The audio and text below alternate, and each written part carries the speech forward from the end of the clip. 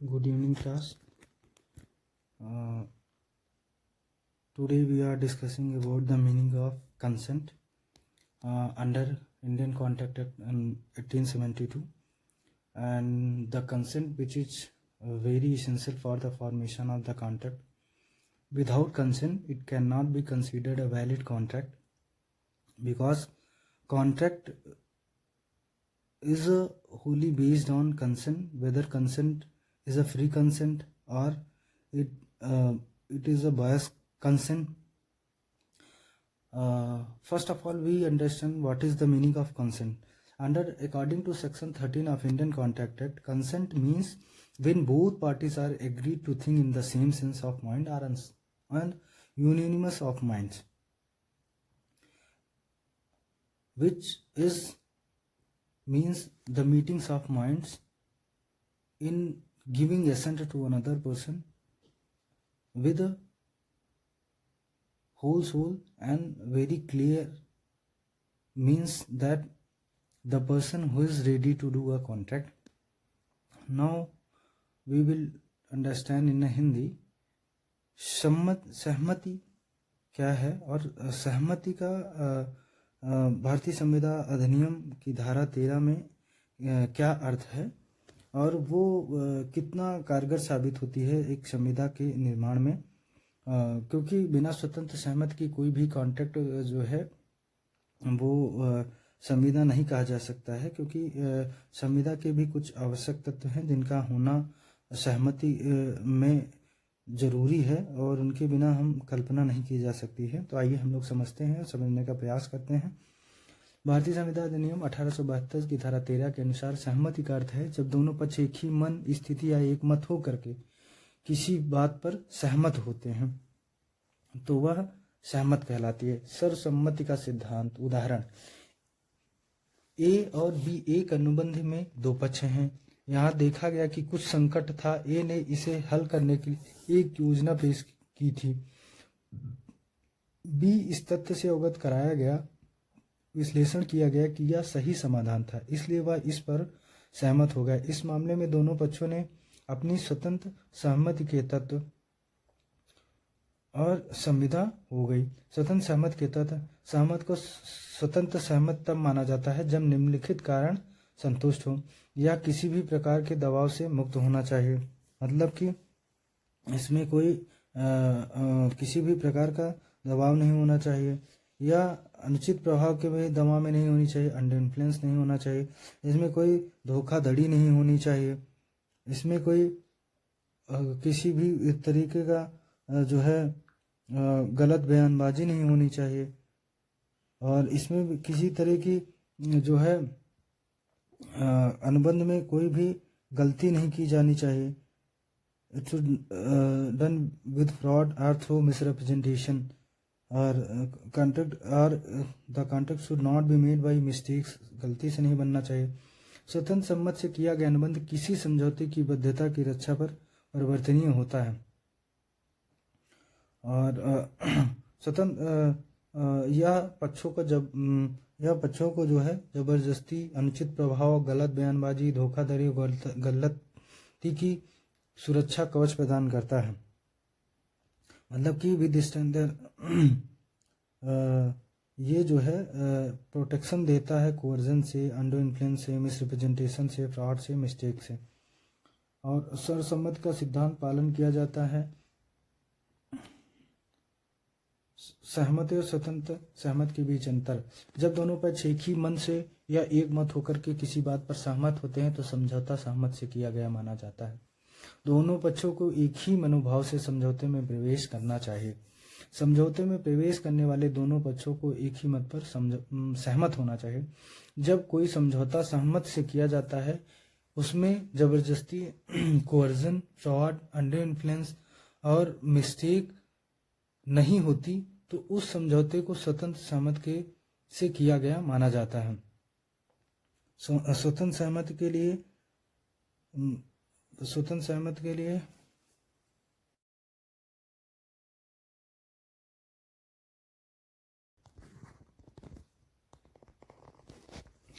सहमत से निम्न से मुक्त होनी चाहिए। सहमत दबाव नहीं होना चाहिए, किसी प्रकार का फ्रॉड नहीं होना चाहिए, अंडर इन्फ्लुएंस नहीं होनी चाहिए, कोई मिस्टेक नहीं होनी चाहिए, कोई रॉन्ग कमिटमेंट नहीं होना चाहिए। जब कोई स्वतंत्र सहमत नहीं होती तो अनुबंध की शून्यता पूर्ण पक्ष के विकल्प पर निर्भर करती है। स्वतंत्र सहमत में गलती को एक ऐसे तत्व के रूप में वर्णित किया जाता है जो किसी भी अनुबंध में होने पर उसे शून्य बना देती है। अनुबंध में दो प्रकार की गलती होती है। स्वतंत्र सहमत में मिस्टेक गलती को एक ऐसे तत्व के रूप में वर्णित किया जाता है जो किसी भी अनुबंध में होने पर उसे शून्य बना देती है।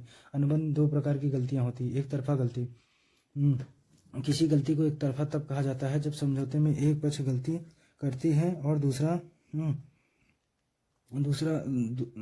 पक्ष भी गलती करता है और संविदा जो है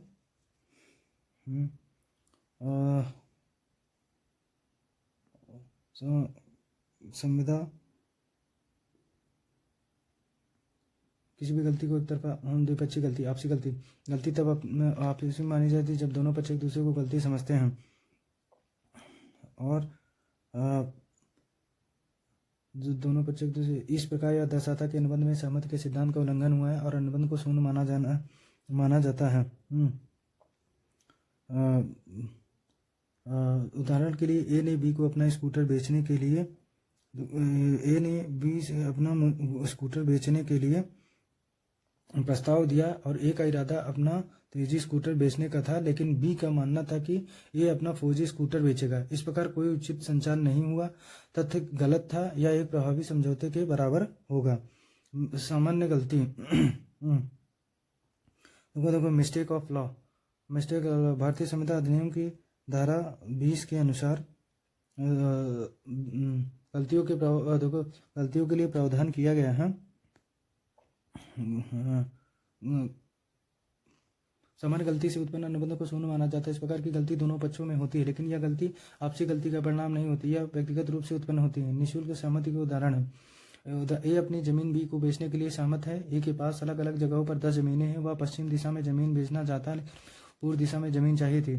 इस मामले में देखा गया कि विचारों में कोई मेल नहीं है और सर्वसम्मत से सिद्धांत का उल्लंघन किया गया। इस प्रकार समझौता शून्य माना जाएगा। ए अपनी जमीन बी को बेचने के लिए सहमत है। ए के पास अलग अलग जगहों पर 10 जमीनें हैं। वह पश्चिम दिशा में जमीन बेचना चाहता था, लेकिन बी को पूर्व दिशा में जमीन चाहिए थी। मामले में देखा गया कि विचारों में कोई मेल नहीं है, सर्वसम्मत से सिद्धांत का उल्लंघन किया गया। इस प्रकार समझौता शून्य है। ए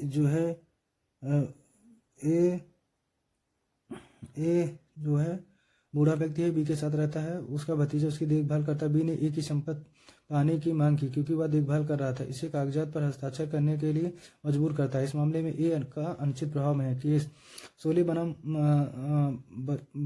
बूचर के मामले में यह देखा गया कि दोनों पक्षों ने फ्लैट के पट्टे के अनुबंध में प्रवेश किया। दोनों पक्षों का मानना था कि अनुबंध गलत है, की पहचान बदल गई और इसलिए अधिकतम किराया जो 140 रुपये प्रतिवर्ष है वो भी बदल गया, लेकिन बाद में अदालत ने माना कि पहचान में कोई बदलाव नहीं हुआ, इसलिए यह माना गया कि तथ्य की आपसी गलती थी। इस प्रकार अनुबंध को शून्य घोषित किया गया। मुक्ति सहमति को दूषित करने वाले तत्व में फोर्स है में ए ने बी को ऐसे समझौता करने के लिए मजबूर किया जिसे दंड संहिता के तहत निषिद्ध है। ए ने यह काम तब किया जब एक अंग्रेजी जहाज खुले समुद्र में था। ए ने मुंबई में अनुबंध के उल्लंघन के लिए बी पर मुकदमा दायर किया। इस समझौते को शून्य माना गया क्योंकि ए ने बल प्रयोग किया था। यद्यपि जिस स्थान पर यह कार्य किया गया वहाँ भारतीय दंड संहिता लागू नहीं थी। कोर्जन का प्रभाव यह पाया जाता है कि किया गया समझौता जबरदस्ती से किया गया था। अनुबंध को रद्द किया जाएगा, जिसके कारण दोनों पर पक्ष अनुबंध अपने कर्तव्यों का पालन करने से दायित्व से मुक्त हो जाएंगे। क्या आत्महत्या की धमकी देना कोर्जन है? नहीं, आत्महत्या की धमकी देना कोर्जन नहीं है। अम्बिराजू बनाम सेसम्मा के मामले में देखा गया कि पति द्वारा आत्महत्या करने की धमकी दी गई थी। उसने अपनी पत्नी की संपत्ति छोड़ने की मांग की थी। यह देखा गया कि पत्नी पक्षपातपूर्ण थी। इसे कानून द्वारा निषिद्ध नहीं किया जा सकता, इसलिए यह पति द्वारा आत्महत्या करने की धमकी पत्नी पर जबरदस्ती करने के समान है। लेकिन भारतीय संविधान अधिनियम की धारा 15 किसी व्यक्ति के प्रति मात्र पूर्वाग्रह के आधार पर इस मामले में राहत प्रदान नहीं कर सकती। अवांछित प्रभाव: जब कोई अनुबंध दो पक्षों के बीच किया जाता है, उनमें से एक पक्ष दूसरे पक्ष की इच्छा पर हावी होने की स्थिति में होता है और स्थिति का अनुचित लाभ उठाता है, तो अनुबंध को अनुचित प्रभाव में किया गया कहा जाता है। ए एक वृद्ध व्यक्ति जो बी को अपने सेवक नियुक्त करता है, बी उसका भतीजा भी है, बी उसकी संपत्ति में हिस्सा मांगता है, ए उसे देने के लिए सहमत होता है। इस स्थिति में ए बी के अनुचित प्रभाव में है। प्रमुख विशेषताएं: अंडू इन्फ्लुएंस में है। दोनों में से कोई भी पक्ष एक दूसरे पर हावी होने की स्थिति में होना चाहिए। जो पार्टी हावी है उसे अपनी स्थिति का अनुचित लाभ उठाना चाहिए। वे पक्ष जो अनुचित प्रभाव से प्रभावित हो सकते हैं: वास्तविक और स्पष्ट प्राधिकार, प्रत्यायी संबंध, माता पिता और बच्चे, वयस्क बच्चे, माता पिता, पति पत्नी, वकील और ग्राहक, डॉक्टर और मरीज, मास्टर एंड सर्वेंट, ट्रस्टी और लाभार्थी, ऋणदेता और देनदार, मकान मालिक और किराएदार, ऐसे व्यक्ति मानसिक सक्षमता कम हो, प्रौढ़ और कच्ची उम्र, ये सब जो है ये अंडर इन्फ्लुएंस में आते हैं और इनके द्वारा कोई भी डिसीजन को मैनिपुलेट किया जाता है। अनुचित प्रभाव: जब कोई करार अनुचित प्रभाव के कारण होता है तो भारतीय संविधान अधिनियम धारा 19 के अनुसार उसकी शून्य माना जाता है। बर्डन ऑफ प्रूफ: यह साबित करना आवश्यक है कि प्रभुत्व जमाने वाले व्यक्ति ने वास्तव में उस व्यक्ति का अनुचित लाभ उठाया है और यह भी साबित किया जाना चाहिए कि व्यक्ति प्रभुत्व जमाने की स्थिति में था। एक रिश्तेदार द्वारा दूसरे रिश्तेदार को उपहार स्थानांतरित करना अनुचित प्रभाव नहीं माना जाएगा। पर्दानशीन महिलाओं को साथ लेने देने: जब किसी महिला को पर्दे से देखा जाता है या पर्दे के पीछे रखा जाता है तो यानी घूंघट में उस पर्दानशीन महिला कहा जाता है। महिलाओं की सुरक्षा समानता अच्छे विवेक के सिद्धांत पर आधारित है। विशेष पर्दानशीन महिलाओं के लिए विशेष कानून बनाए गए हैं क्योंकि अज्ञानता, दुर्बलता, निरक्षरता आदि की शिकार होती हैं। इस प्रकार आसानी से प्रभावित होते हैं। पर्दानशीन महिलाओं के साथ लेन देन करने के वाले व्यक्तियों के विरुद्ध सबूत पेश किया जाता है। यह साबित करना आवश्यक है कि लेन देन वाली महिलाओं के स्वतंत्र इच्छा से हुआ था। इसका निर्माण बिना किसी दबाव के महिला द्वारा लिया गया था तथा इसे लेन देन के दस्तावेज में वर्णित प्रावधानों के बारे में जानकारी दी गई थी। संपूर्ण लेन देन का स्पष्टीकरण साक्ष्य का भार साबित करने के लिए पर्याप्त नहीं होगा। तारा कुमार बनाम मलेश्वर प्रसाद सिंह के मामले में यह कहा गया कि सबूत के बोझ को स्थापित करने के लिए आवश्यक है कि उन्हें निष्पादित करने वाली पार्टी के एक स्वतंत्र अध्ययन होना चाहिए जो महिलाओं को संसूचित किया जाना चाहिए कि वह क्या कर रही हैं। कुन्ना देवी बनाम मोहम्मद अब्दुल लातीफ के मामले में निर्णय दिया गया कि पर्दानशीन महिलाओं को दस्तावेज दिखाना सबूत का बर्डन ऑफ प्रूफ स्थापित करने के लिए पर्याप्त नहीं होगा, इसलिए उसे दिखाना होगा कि महिलाओं के लेन देन के दस्तावेज के तथ्यों को स्पष्ट रूप से समझाया गया है। फ्रॉड: धोखाधड़ी का अर्थ है ऐसी कार्रवाई जिसमें तथ्यों का गलत करना, तथ्यों को छिपाना, किसी व्यक्ति को धोखा देने के इरादे से वादा करना आदि शामिल है। इंडियन कॉन्ट्रैक्ट एक्ट की धारा 17 में जब एक पक्षकार दूसरे पक्षकार को धोखा देने के इरादे से अनुबंध करता है तो उसे धोखाधड़ी माना जाता है। दूसरे पक्ष पर अनुबंध किसी एजेंट की मदद से ऐसा भी कर सकता है। ए अपना घोड़ा बी को बेचने के लिए सहमत होता है। ए पता था कि घोड़ा मानसिक रूप से अस्वस्थ है, उसने बी को इसकी जानकारी नहीं दी। बी ने ए से पूछा कि अगर वह इस तथ्य को जानकारी नहीं करता है तो बी घोड़े को स्वस्थ मानेगा। ए ने इस पर चुप्पी साध ली। इस मामले में चुप्पी ही समझौते के बराबर। इस प्रकार ए ने धोखाधड़ी वाला कार्य किया। Mere silence is not equivalent to speech. विशेषताएं: इसी मामले में समान राशि पर सहमत नहीं, इस प्रकार ए ने कपटपूर्ण कार्य किया। विशेषताएं: जब कोई पक्ष दूसरे पक्ष से तथ्य छुपाता है, जब कोई पक्ष दूसरे पक्ष के लिए कोई कार्य करने का वादा करता है लेकिन वादा पूरा करने में कोई वास्तविक इरादा नहीं रखता। अनुबंध में प्रवेश करने के लिए तथ्यों का गलत प्रतिनिधित्व किया गया है, किसी ऐसे कार्य का लोभ जिसे कानून की दृष्टि में कपटपूर्ण माना जाता है। क्या silence is equivalent to fraud? केवल चुप रहना धोखाधड़ी नहीं, लेकिन जब बोलने का कर्तव्य हो तब चुप रहना बोलने के बराबर यह धोखाधड़ी है। जब दो पक्षकार आपस में समझौता कर लेते हैं तो पक्षों को हर तरह से दूसरों को बताने के लिए बात नहीं किया जा सकता। दूसरे पक्षों का कर्तव्य है कि वह चीज़ों के बारे में पूछताछ करे, न कि यह अपेक्षा करे कि वह पक्ष आकर तथ्य बताएगा। जब कोई व्यक्ति उन तथ्यों पर चुप्पी साधे रहता है जो धोखा दे सकते हैं तो उस व्यक्ति को धोखाधड़ी का दोषी ठहराया जा सकता है। जथवंत राय बनाम अमनीश कौर के मामले में यह पाया गया कि विक्रेता ने तथ्य छिपाया है, बेची जाने वाली सामग्री दोषपूर्ण थी। फिर यह माना गया कि तथ्यों का खुलासा विक्रेता की धोखाधड़ी गतिविधि के बराबर था। Banque financier de la Cite ऐसे बनाम Westgate insurance company limited के मामले में संदर्भ में दिया गया कि पार्टी बोलने के लिए बाध्य नहीं है। धोखाधड़ी के प्रभाव। धोखाधड़ी से बनाया गया अनुबंध शून्यकरणीय अनुबंध है। धोखा खाने वाले पक्ष को अनुबंध रद्द करने का अधिकार है। धोखाधड़ी करने वाले अनुबंध के कारण क्षति की वसूली के लिए पार्टी उत्तरदायी है। बयाना। मिथ्या प्रस्तुत का अर्थ है तथ्य का गलत प्रतिनिधित्व। भारतीय संविधान अधिनियम की धारा 18 के अनुसार मिथ्या बयान धोखा देने वाली जानकारी देना है, जिसके परिणाम स्वरूप दूसरे पक्ष द्वारा अनुबंध में प्रवेश करने बाद में नुकसान उठाने का दावा किया जाता है। हालांकि दोषी पक्ष द्वारा प्रस्तुत की गई जानकारी के मामले में वास्तविक विश्वास का परिणाम यह है कि मिथ्या बयान तब किया जाता है जब व्यक्ति सकारात्मक रूप से धोखा देता है। किसी अन्य व्यक्ति द्वारा गलत बयान देने वाले के कार्य का सूचना के कारण किया गया है। विशेषताएं। यह उल्लेख किया जाना चाहिए कि गलत बयान वास्तविक तथ्य है, न कि मात्र शब्द। जब कोई पक्ष दूसरे पक्ष के समक्ष गलत बयान देता है तो यह साबित किया जाना चाहिए कि पक्षकार उस तथ्य को साबित मानता है।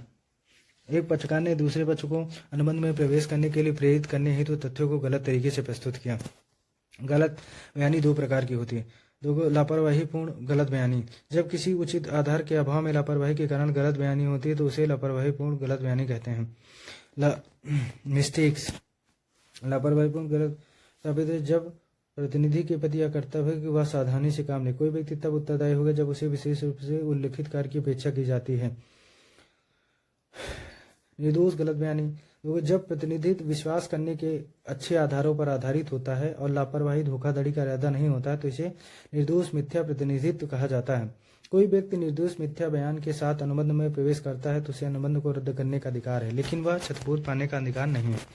जब तक उचित आधार न दिए गए, जब तक कोई अनुबंध रद्द नहीं किया गया हो, गलत बयानी में निर्दोषता साबित करना ही तथ्य से स्थापित करने के लिए पर्याप्त होगा। गलत बयान का प्रभाव। जब अनुबंध करते समय गलत बयान के कारण नुकसान उठाने वाला पक्ष अनुबंध समाप्त करने का विकल्प चुन सकता है तो पक्ष को दो विकल्प दिए गए हैं, या तो अनुबंध रद्द करे या क्षतिपूर्ति का दावा करे। क्षतिपूर्ति के दावे का अर्थ है कि अनुबंध बरकरार रखा गया। गलत बयानी का प्रभाव है यह अनुबंध करते समय गलत बयानी के कारण नुकसान उठाने वाला पक्ष अनुबंध समाप्त करने का विकल्प चुन सकता है। पक्ष को दो विकल्प दिए गए हैं, अनुबंध रद्द करे या क्षतिपूर्ति का दावा करे। क्षतिपूर्ति के दावे का अर्थ है कि अनुबंध बरकरार रखा जाता है, पक्ष को मुकदमे के दौरान धन संबंधित क्षतिपूर्ति का भुगतान करना होता है। नुकसान के लिए अर्थ है निष्पादन को रोकना, अर्थात पक्ष को मूल स्थिति में वापस लाना। धारा 20 के अनुसार किसी अनुबंध को शून्य घोषित किया जा सकता है जब दोनों पक्षों के बीच कोई गलती हो जाती है। द्विपक्षीय गलती, जिसे समझौते के तथ्यों का उदाहरण। ए ने बी के साथ माल बेचने के लिए समझौता किया और समझौता हो गया। ये बात की जानकारी नहीं थी कि माल किसी कारण से नष्ट हो गया है। इस मामले में अनुबंध शून्य हो जाएगा। जिस आधार पर अनुबंध किया गया था वह मौजूद नहीं है। कानून की गलती। लोगों को कानून के बारे में न्यूनतम जानकारी होनी चाहिए। उन्हें इस बात का पता होना चाहिए कि कौन सा कार्य करने से रोकना है, कौन सा कार्य उन्हें करना चाहिए। ऐसी परिस्थितियों में कानून की गलती के आधार पर कोई उपाय या छूट नहीं दी जा सकती। रामचंद्र बनाम गणेशचंद्र के मामले में देखा गया कि शिकायतकर्ता ने प्रतिवादी के साथ कोयला खनन के पट्टे का समझौता किया। समझौता के अनुसार शिकायतकर्ता ने प्रतिवादी के साथ कोयला खनन के पट्टे का भुगतान किया। इस विवाद में समझौते के अनुसार शिकायतकर्ता ने प्रतिवादी को भुगतान किया। प्रीवी काउंसिल कलकत्ता उच्च न्यायालय ने निर्णय दिया कि कानून की समझ पर सवाल उठाया गया। शिकायतकर्ता ने अनुबंध जारी करने से इनकार कर दिया। प्रतिवादी पर धन वापसी के लिए मुकदमा दायर किया गया। शिकायतकर्ता अपने द्वारा भुगतान किए गए धन वापसी का हकदार होगा। तथ्य की भूल। जब कोई द्वितीय गलती किसी अनुबंध को शून्य कर देती है तो गलती माना जाता है, ना कि कानून की गलती। जब पक्षों के बीच गलतफहमी होती है तब तथ्यों की चूक होती है, इसके कारण तथ्य की गलती कहते हैं। द्विपक्षीय। जब दोनों पक्ष तथ्यों की गलती के तहत अनुबंध में कोई गलती हो तो द्विपक्षीय गलती माना जाता है। स्वतंत्र सहमत बनाने के लिए एक तथ्य आवश्यक है। आपसी गलती, सामान्य गलती।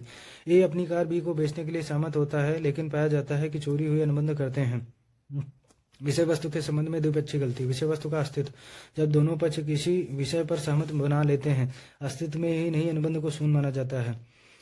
विषय वस्तु का अस्तित्व। जब दोनों पक्ष किसी ऐसे विषय वस्तु पर सहमत बना लेते हैं तो अस्तित्व में ही नहीं अनुबंध शून्य माना जाएगा। विषय वस्तु की गुणवत्ता।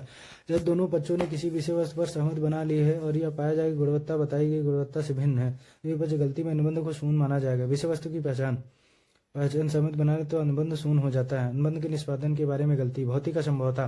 जब कोई समझौता किसी या किया जाता है या पाया जाता है कि विषय वस्तु उपलब्ध नहीं है तो पक्षों के लिए दायित्व के अपने हिस्सों का निष्पादन करना असंभव हो जाता है। और एक भौतिक असंभवता माना जाता है। इस प्रकार अनुबंध शून्य हो जाता है। उदाहरण, ए ने बी के साथ माल बेचने के लिए समझौता किया और समझौता हो गया। ए को इस बात की जानकारी नहीं थी कि माल किस कारण से नष्ट हो गया। इस मामले में अनुबंध शून्य हो जाएगा क्योंकि आधार अनुबंध में किया गया मौजूद नहीं है। कानूनी असंभवता, जब दो देशों के बीच कोई समझौता होता है लेकिन यह देखा जाता है कि देशों के बीच युद्ध की स्थिति उत्पन्न हो जाती है, तो इस प्रकार देशों के बीच अनुबंध कानून पालन करना असंभव हो जाता है। ए देश दूसरे देश बी के साथ 20 साल के लिए पेट्रोलियम निर्यात करने का अनुबंध करता है, लेकिन 10 साल बाद यह देखा गया कि युद्ध की स्थिति पैदा हो गई, इसलिए अभी आंतरिक निर्यात बंद कर दिया जाए, तो ए कानूनी रूप से बी के साथ अनुबंध समाप्त करने के लिए बाध्य है। तो बहुत बहुत धन्यवाद आप सभी का। बने रहे आपके अपने यूट्यूब चैनल अपनी विधिक इन्वेस्टिंग में।